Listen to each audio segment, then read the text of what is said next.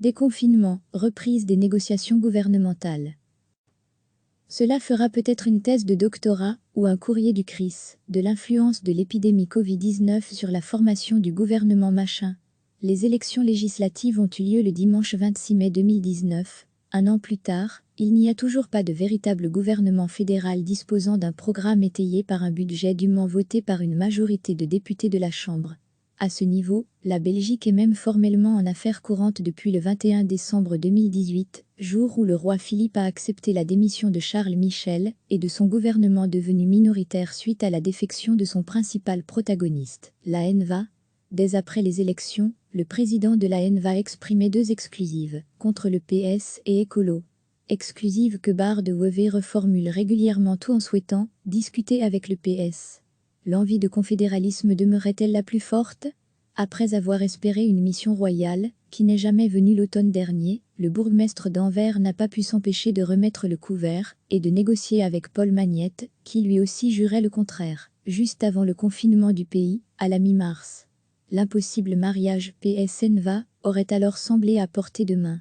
Vivement éconduit, aigri à ce moment, tout cela n'empêche pas le leader nationaliste d'évoquer à nouveau un rapprochement avec les socialistes.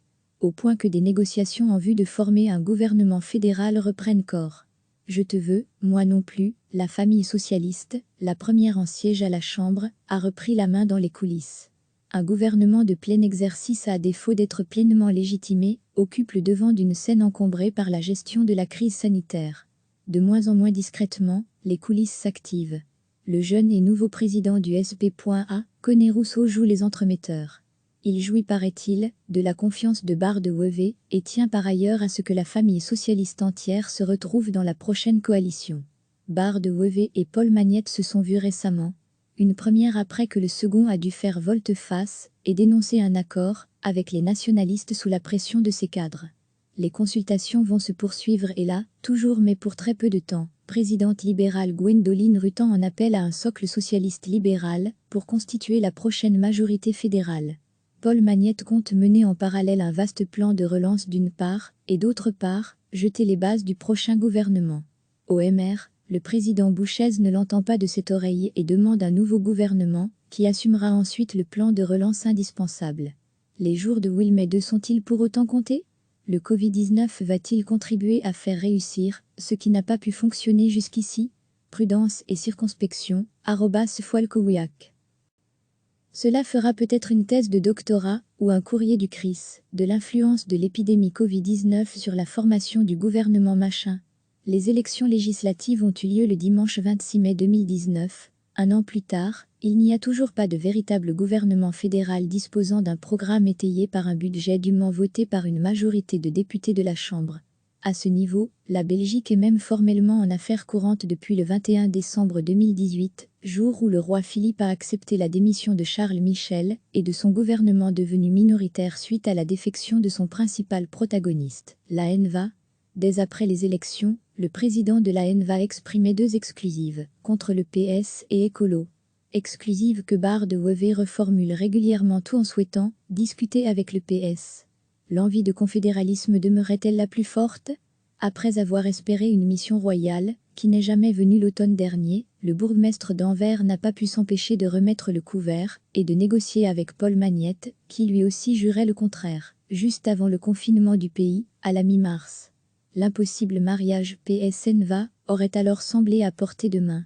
Vivement éconduit, aigri à ce moment, tout cela n'empêche pas le leader nationaliste d'évoquer à nouveau un rapprochement avec les socialistes. Au point que des négociations en vue de former un gouvernement fédéral reprennent corps. Je te veux, moi non plus, la famille socialiste, la première en siège à la Chambre, a repris la main dans les coulisses. Un gouvernement de plein exercice à défaut d'être pleinement légitimé, occupe le devant d'une scène encombrée par la gestion de la crise sanitaire. De moins en moins discrètement, les coulisses s'activent.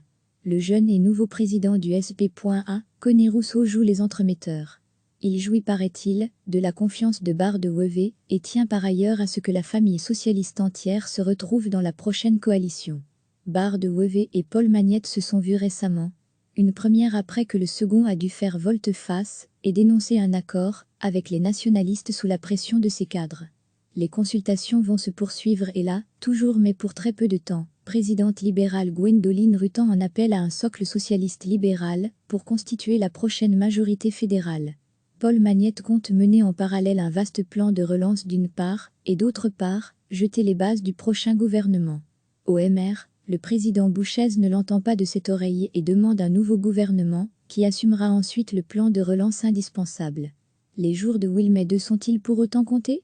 Le Covid-19 va-t-il contribuer à faire réussir ce qui n'a pas pu fonctionner jusqu'ici ? Prudence et circonspection, @Foilkowiak. Cliquez sur s'abonner pour recevoir les dernières nouvelles.